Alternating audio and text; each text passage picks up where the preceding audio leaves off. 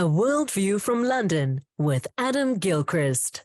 Let's start with probably the biggest geopolitical issue of our current situation, and that is, of course, the Russia-Ukraine war. But after tanks were promised, some tanks were delivered from Germany. The US also promising tanks for Ukraine. There is a NATO weapons shortage. This is an extra effect of the war in Ukraine. Yeah, it doesn't take much to work out that, of course, if you keep supplying a country in a war, then you have to replenish your own stocks. And according to Sean Bell, who's a former senior officer in the RAF, former Air Vice Marshal, he says NATO never budgeted for a war on this size and this scale. You kind of wonder what kind of war they would have budgeted for. But anyway, he says the current level of support might actually wane, that NATO countries generally would struggle to keep up. Of course, the tanks haven't yet arrived, and so I guess they're, we'll put them to one side. It's the ammunition, the shells, the artillery, the rockets, those things which tend to get blown up or left behind or whatever. These rocket systems in particular, which just expend munitions like crazy.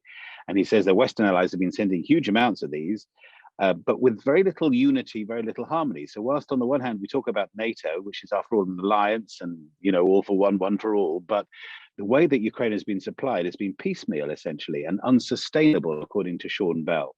And indeed, it's only last week that the UK Defence Committee had a meeting, and they said that if the UK went to war specifically, we'd run out of shells, missiles, ammunition in 6 days.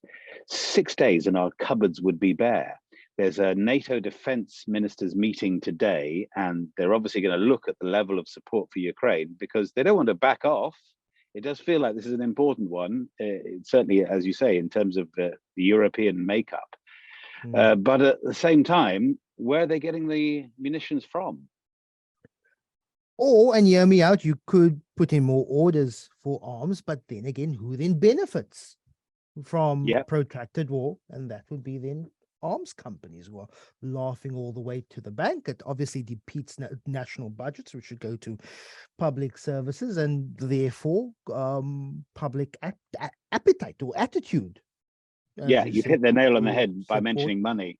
Yeah, budgets, because frankly, in the cost of living crisis, I don't think there's a single NATO member, America included, who seriously wants to up the budget for defense, specifically to supply Ukraine.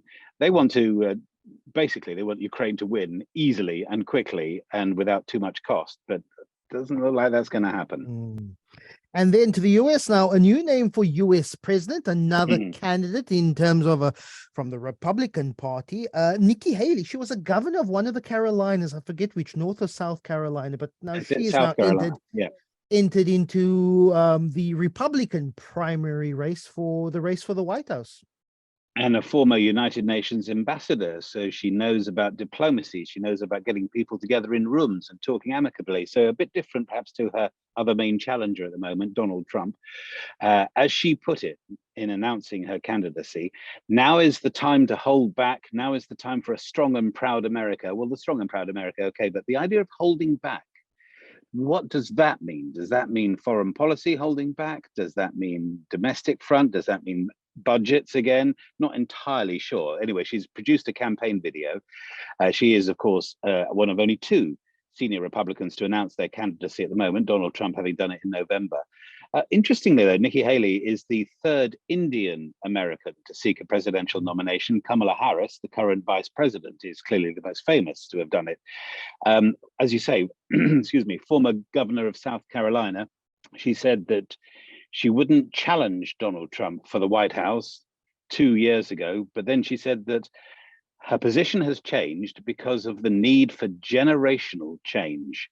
And isn't that an interesting one? Because she obviously has tapped into the fact that Joe Biden's an old boy, Donald Trump is an old boy, and that plenty of world leaders are not so old. Maybe other countries also will look at this and think, sometimes you do need to go younger just so that things don't peter out at the top. Nimrata Nikki Randhawa Haley, 51 years old. She would be one of the younger presidents if she wins through the primary process and then eventually wins at a US election. Quite would be interesting. It's all intention that Joe Biden will run for a second term.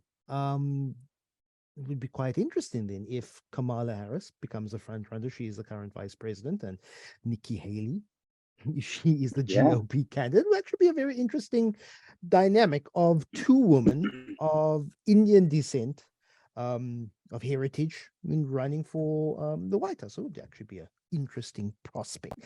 And then finally, Adam, an emir for United is a big money bid in the offing for Manchester United. I don't know how I feel about this because I want to put to you, would you want an emir as a Manchester United fan yourself? Would you want an emir or would you want a Musk to be the owner of our beloved Newton Heath, Manchester? I think that the short answer, and I'll take myself out of the equation here, because the short answer from Manchester United fans generally on forums and mates and so forth is neither, because neither are interested in Manchester United. This is essentially a money-making and plaything kind of exercise. I mean, even Roman Abramovich occasionally went to Chelsea games and seemed to have an interest, albeit it was his train set and he used to throw pieces away fairly regularly. So, of course, what Manchester United fans want is Jim Ratcliffe, who is one of Britain's richest businessmen. He's worth an awful lot of money. He's put together a consortium bid.